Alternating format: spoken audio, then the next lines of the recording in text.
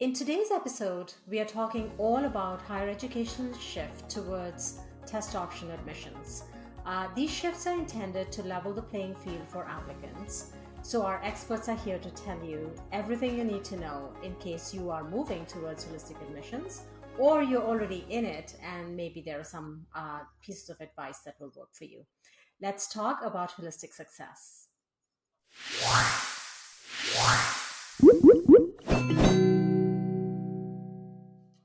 Hi everyone, I'm Anju Visen-Singh. I lead the marketing team at Acuity Insights.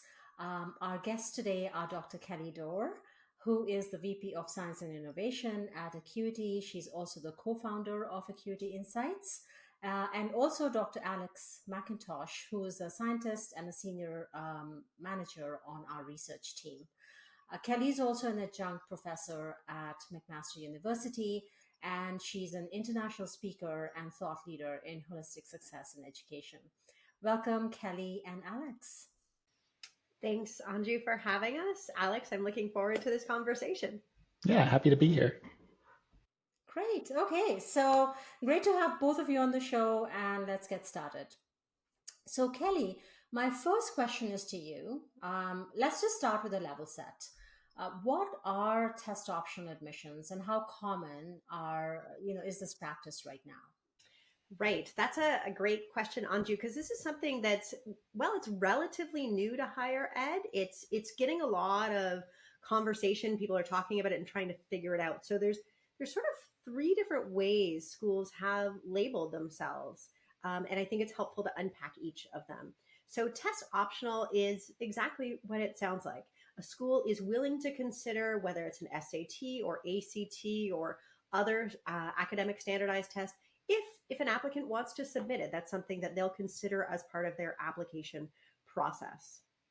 When somebody is test flexible, on the other hand, that means they're pretty much the same as test optional, except you might have to hit a certain GPA threshold in order to actually have the option to submit or not submit. And then there's really folks who are test free or test blind schools. And that means even if you submit your standardized test score, they're not going to look at it at all in consideration of your application. So it's important for applicants and for programs to understand those various options. And while it's a bit of a moving target in terms of how many schools are considering one of these options, whether, if they were last year, are they staying the same this year? Fairtest.org actually lists currently over 2,000 colleges or universities that are in some combination of test optional or test free in the consideration of their admissions process. So what we can see is that this is something that started and people thought would be a little bit temporary in terms of, test optional or test flexibility, because during COVID, applicants had a lot of test disruption, meaning they couldn't write their tests. Sometimes there were no test centers open, and it was really tricky to make these tests online. And so schools just went and modified their application process. This is one of the things that I think is a bit of a potential silver lining of COVID, is that folks had to rethink their admissions process. And so it was this change. And I think a lot of folks thought we would go back to the traditional way of considering both GPA and standardized academic tests when COVID, the test disruption was over, or at least significantly smaller. But a lot of schools have chosen to maintain it. And there's a lot of interesting reasons why, which I'm sure we're going to talk about. That's great. One question does come up I think it's more from the applicant side. And that is, if a school is saying they're test optional, should I still do the test and should I still submit the scores? Right. And I think, there's a lot of different perspectives on this. So, one of the considerations for applicants is to think about, what schools do you want to go to? What schools do you align with? Do you align to their mission or their particular programs that they offer, and see what the requirements are first and foremost. And then to do a little bit of reflective activity. Some of us are just better at taking standardized tests than others. We know that these standardized tests have some biases in them. In some cases, they require a lot of test preparation, or your scores are advantaged if you can actually access those test prep resources. And those aren't always available to all of us. So it's a consideration of what you want to do. And then there's also the financial costs associated with them. So the cost of whether that's your test prep or actually sitting the test itself, whether or not you have to go to a different city to do that, and the cost of accommodation and travel and those sorts of things. So some of those factors are going to be very personal factors that you want to consider. What folks are recommending in some cases is that if you are financially able to take the test and you want to take the test, then do that. And then make a consideration, particularly for these test optional schools, to determine whether or not you want to submit it. However, there's a lot of factors that go on in this, I have to say, because it's not as transparent as that. I've talked to some programs where they're saying, if somebody doesn't submit a test score, then I wonder what their test score actually was. So you want to, try and it's a really muddy situation in Mm-hmm. that particular case. So I think applicants need to do what's best for them. They need to consider which schools are going to be best for them in the long run for their long-term success, and then sort of use that to guide their choices and their considerations. So what about from the school's end, when something is test optional, in the conversations that you may have had with leaders at various universities, when someone is test optional, how much consideration do they really give to students who may or may not have submitted their standardized test scores? Yeah, Anju, I think that's a great question because it is a tricky consideration, especially when you think about fairness. Because if somebody has a test score, if Alex submits his GPA and his test score, and I'm only submitting my GPA, is that a fair comparison to make? It's a bit apples and oranges at that standpoint rather than the same requirements across the board. So it can be confusing for a lot of applicants and confusing for the program as to what to do. If Alex and I have the same GPA, are we under the same consideration? Or does he get an advantage because he's also submitted great standardized test scores and I've just chosen not to submit mine, maybe because I had a full-time job and I didn't feel that I could do enough prep work to get the score that I thought was actually reflective of my ability. And so there's lots of unknowns in this conversation as programs are considering this. I think there's another level too when we think about GPAs, because there is grade inflation going on, that we know about, that's talked about very widely. Whether that comes from different school systems that applicants are applying from, districts or private or public.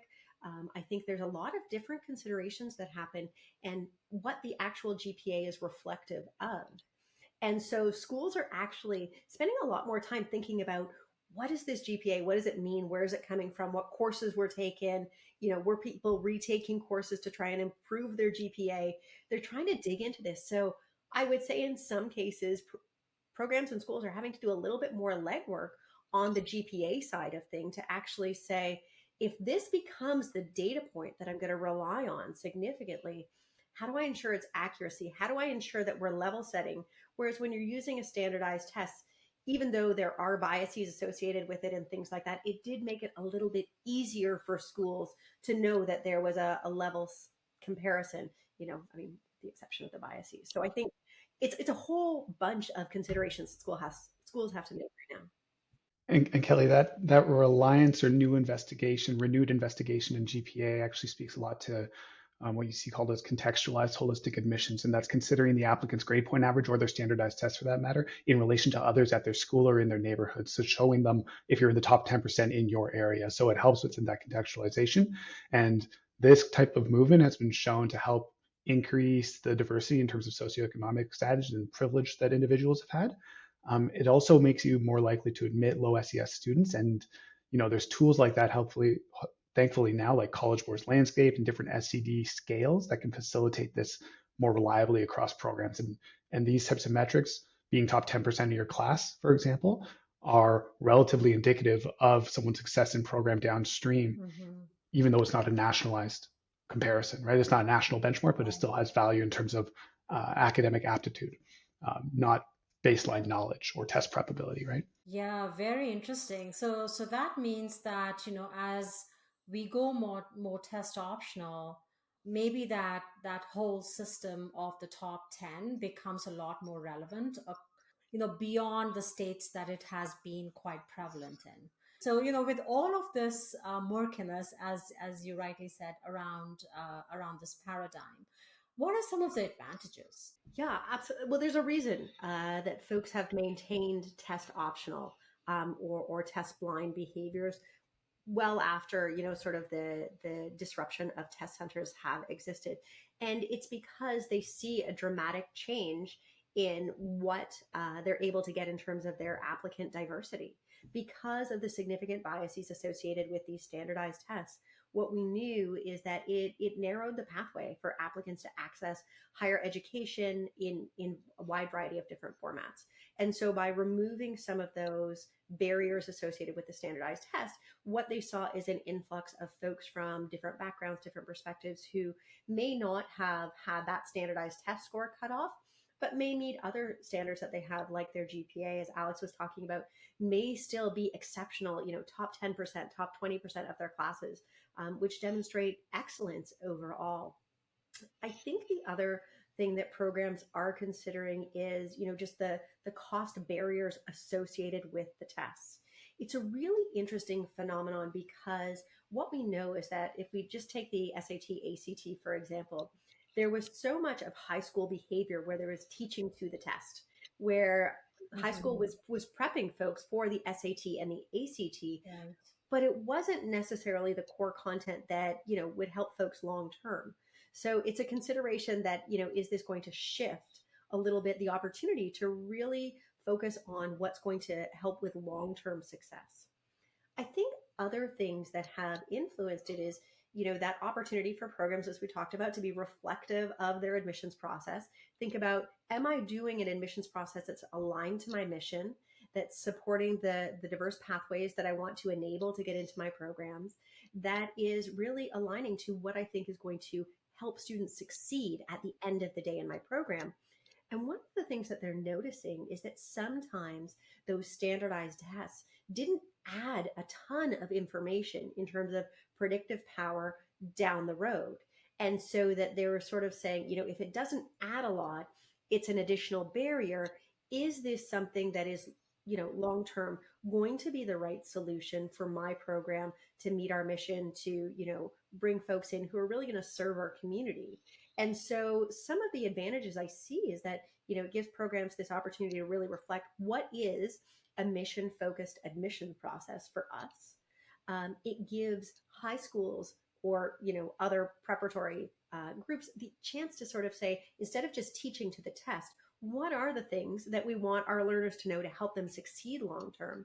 And for applicants, it allows them to think a little differently about, where it is that they want to apply. It gives them a lot more flexibility in their application because there may be schools that are going to require their standardized tests, and therefore, that may or may not align to their test scores and what they want to do. But there's other schools that have more flexible test admissions processes. And so it really allows applicants to play to their strengths as well.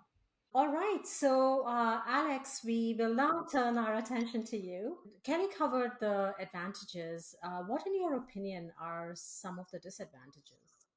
Yeah, thank you. So, one of the main intents behind the policy, like Kelly mentioned, is the aim to increase the socioeconomic and racial diversity among students, right?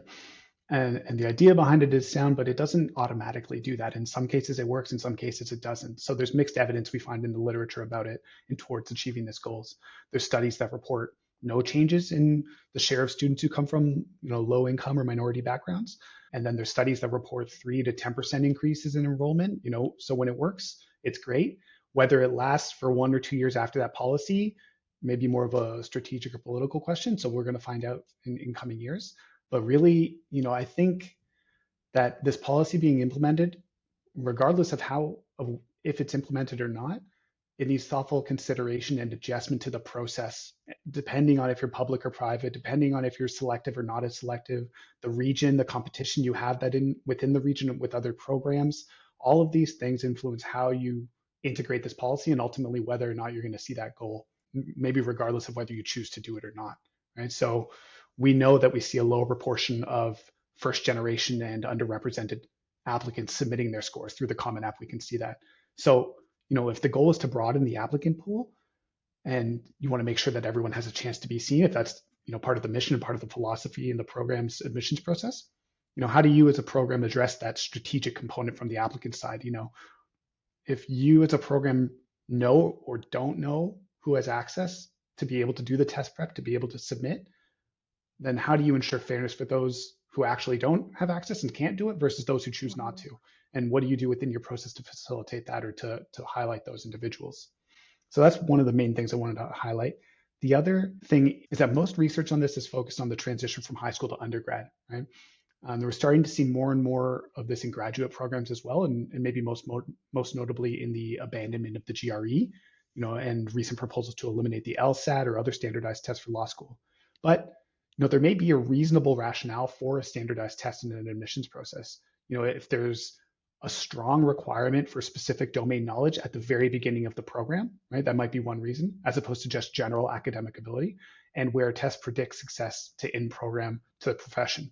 And even in these cases, you can use the test results more as a form of guidance in terms of what resources you want to offer to the students or to the learners in prep for their first day. So de-emphasizing the dividing lines, reducing the weight, and showing how it can support or direct learners' development as opposed to excluding individuals. Yeah, so still a lot to work through, both from a school standpoint as well. We touched upon applicants and, their questions around what they should really do, what is the right decision. Kelly, I see you leaning in with probably a viewpoint. No, I, I think I wanted to highlight one of the points that Alex so eloquently made in terms of, you can't expect the elimination of a standardized test to fix issues in your admissions process. So there may be other barriers that you have in place that are actually significantly impacting, the access from, very diverse pathways for folks coming in. So if you require a shadowing experience or a co-op experience or things like that beforehand, or if you're putting in that they need to have certain references from certain backgrounds, all of those things, you need to look at your entire process as well. If diversity in life experiences and things like that is your goal, then you need to think about your entire process as a whole, like a very holistically, rather than just leaning in on the standardized tests. And this speaks to the administrative pressure, I think, that gets, maybe gets looked at in response to or because of the test optional policies. But an increase or a change in your administrative pressures isn't necessarily a bad thing by default. It's a change, and it has to be addressed intentionally and resourced accordingly, right? So if you're trying to get more applicants that your committee is less familiar with, and you're aiming to highlight their attributes and their experiences in a more holistic way, these changes are hopefully good, but they still need a reliable and sound method underneath them, one that can reduce biases, one that can keep your resources manageable and still identify promising candidates. So, just having test optional won't do it by itself. The same way it's true with any measure you try to find.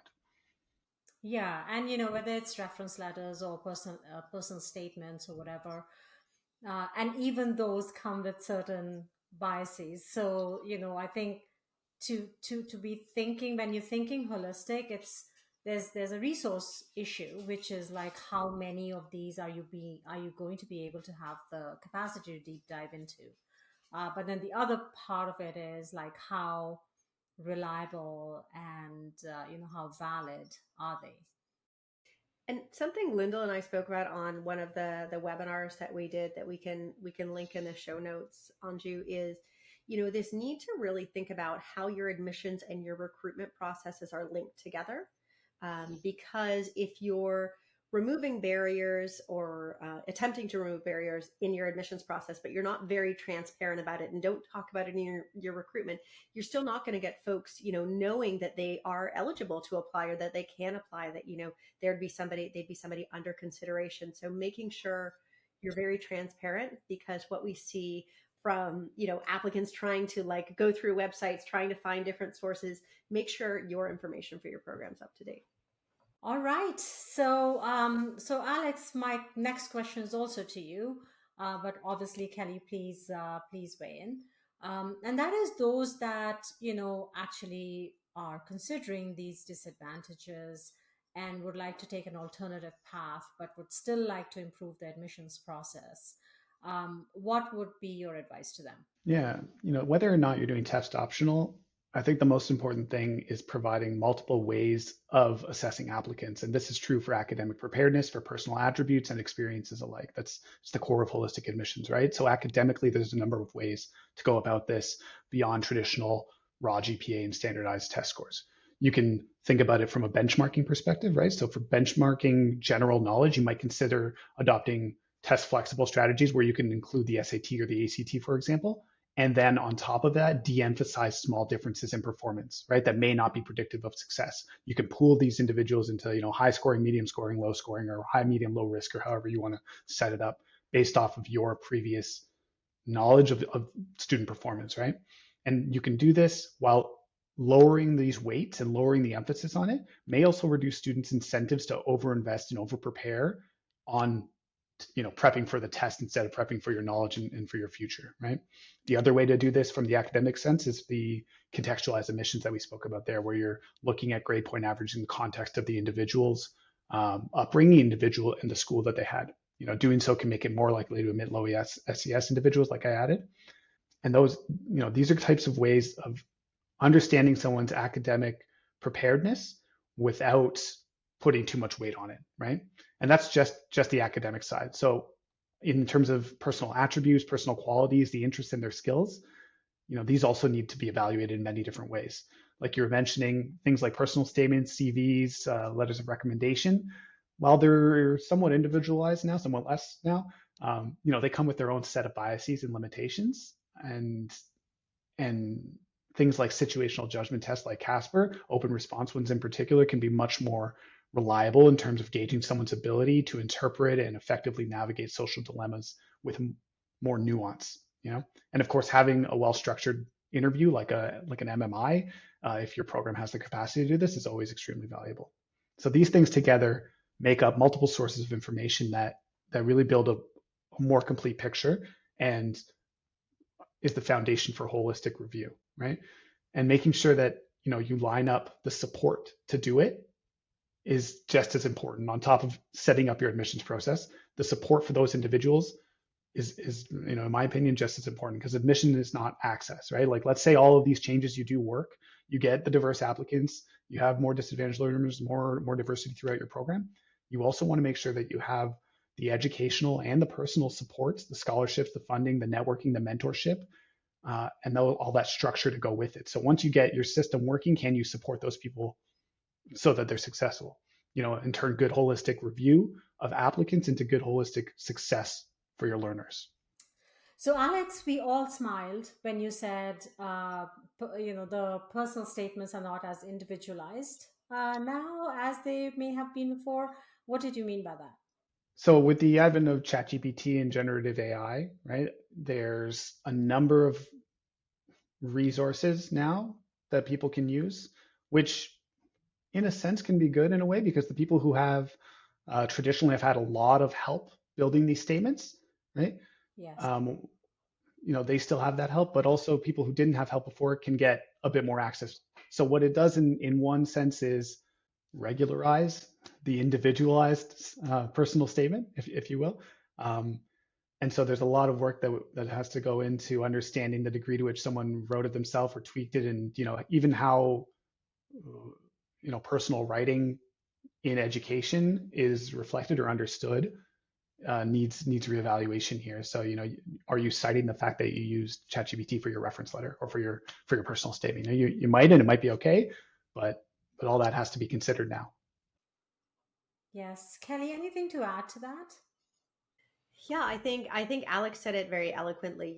What we used to think of as, a very biased process has now been leveled a little bit with ChatGPT. But I think the difficulty is for a lot of schools as well, whether it's CVs or personal statements or reference letters, is they require a lot of resources oftentimes to go through them.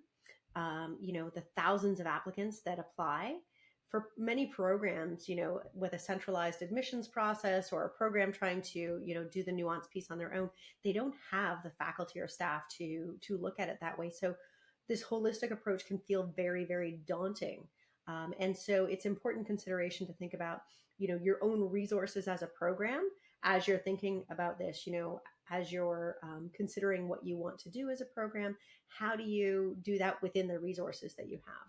And that's where I think, SJTs, where you're provided a number that have significantly less bias than some of the standardized tests, provide an option for a lot of programs, who don't have the resources, or the faith that their personal statements or reference letters are actually giving them true insight into the applicants versus their ability to navigate ChatGPT or access their family and friends to support them.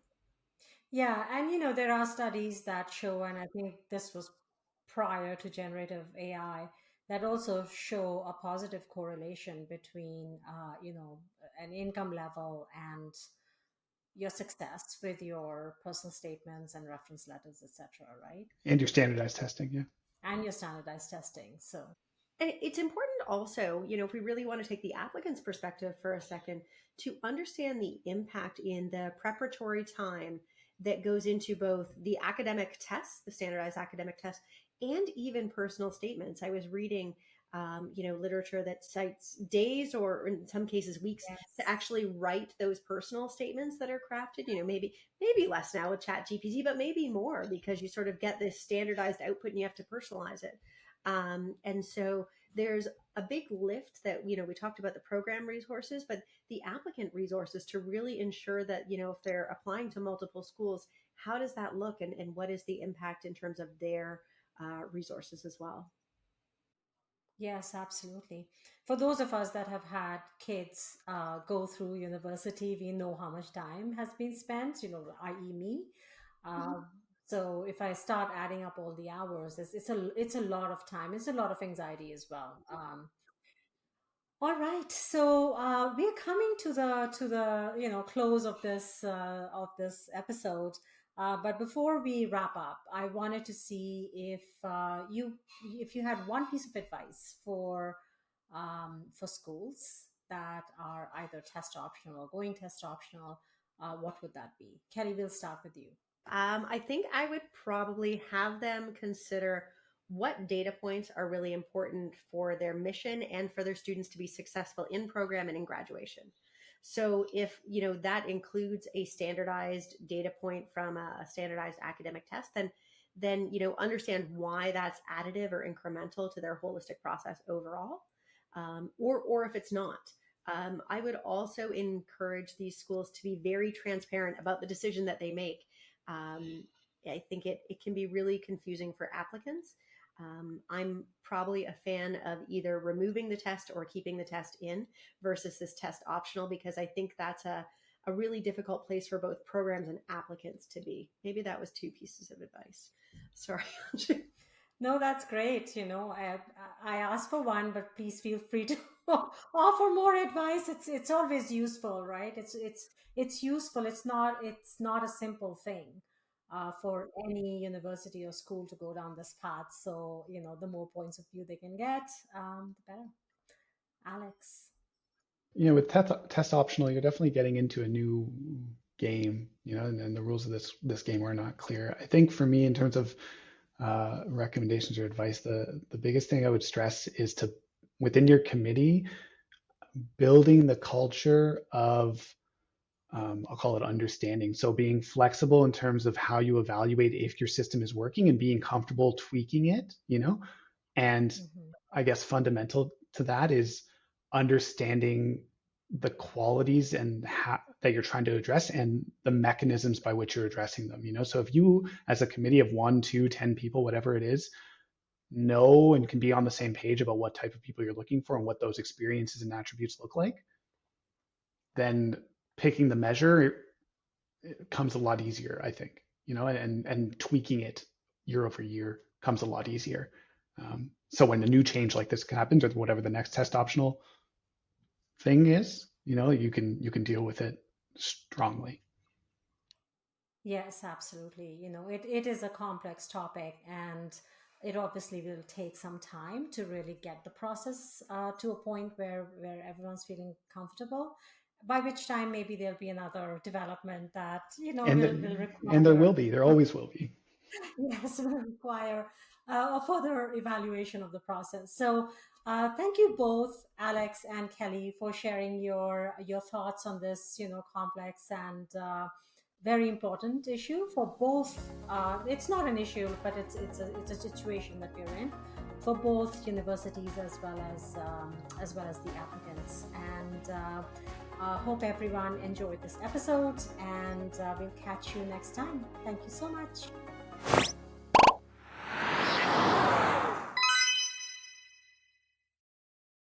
If you enjoyed this episode of our Holistic Success Show, please be sure to check out our other episodes and don't forget to subscribe. We have new episodes coming out every week, so hope to see you as a subscriber soon.